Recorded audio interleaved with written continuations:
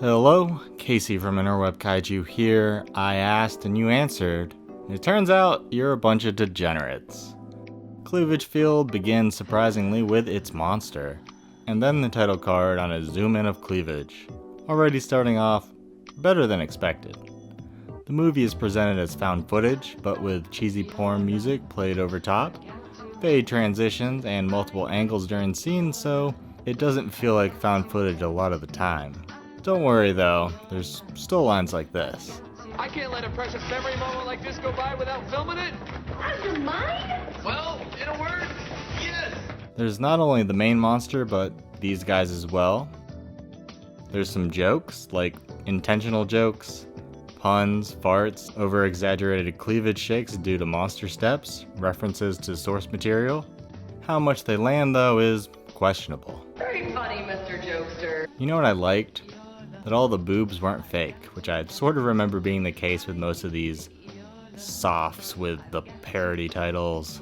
There are some, and they do look a bit weird, but plenty of normal, wonderful tits. Just a lot better overall than standard Skinamax trash. Again, soft, so no penetration or visual downstairs direct contact, or even any downstairs other than one girl frontal, but actual simulated sex scenes instead of just a group of girls taking each other's clothes off and rubbing their tits for 5 minutes every now and then. But don't worry, that's here as well. You know when you record over things and bits and pieces are left over? Well, Cleavagefield uses this a lot. But usually 2 scenes will be going back and forth instead of like a few seconds of one spliced into another.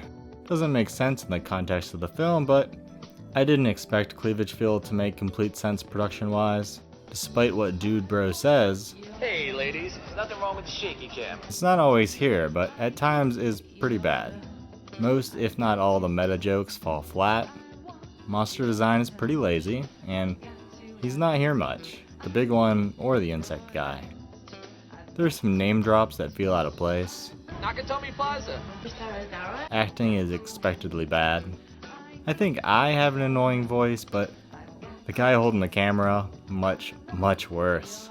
And he's constantly saying dumb shit. Plus, when everyone's running and saying lines all winded, he's not. Because his lines were added later, I guess, but it seems weird, like he can run backwards as fast as they can run forwards while holding a camera and talks as if he's well rested and still.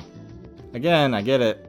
Shouldn't care about such things in this type of movie, but bothersome nevertheless. Cleavagefield is alright.